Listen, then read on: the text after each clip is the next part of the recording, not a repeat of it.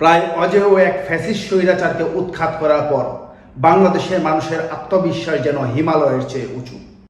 বাংলাদেশের মানুষের শক্তি যেন সুপার সাইক্লোনের চেয়েও প্রবল। বাংলাদেশের মানুষের একতা যেন কংক্রিটের চেয়েও শক্ত। এই আত্মবিশ্বাসী, শক্তিশালী এবং একতাবদ্ধ জাতির ওপরে ভারতের প্রতিটি আঘাত এই জাতিকে করবে আরও আত্মবিশ্বাসী, আরও শক্তিশালী, আরও একতাবদ্ধ। ওরা ডম্বুরবাদ খুলে দিয়েছে। হিন্দুরা টাকা দিচ্ছে আজ সুন্নাহ ফাউন্ডেশনে, আজ সুন্নাহ ফাউন্ডেশন ত্রাণ সাহায্য দিচ্ছে হিন্দুদের মন্দিরে। আলেম, ইস্কন, বৌদ্ধ ভিক্ষু একযোগে ত্রাণ কার্য চালিয়েছে সারা দেশে।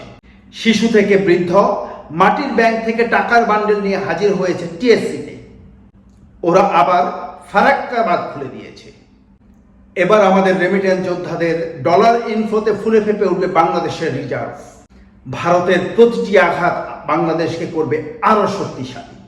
আমাদের ত্যাগ করা বর্জ্য শাসককে ওরা মাথা পেতে নেয়, আর ওদের ছেড়ে দেয়া আল্লাহর নেয়ামত পানিকে আমরা বুক পেতে নেই। ওদের সাথে আমাদের ঝগড়া করা সাজে না, কারণ আমাদের সরকার প্রধান একজন নোবেল বিজয়ী, আর ওদের সরকার প্রধান একজন চা বিক্রেতা। সাথে থাকবেন। আসসালামু আলাইকুম রহমতুল্লাহি ওয়া বারাকাতুহু।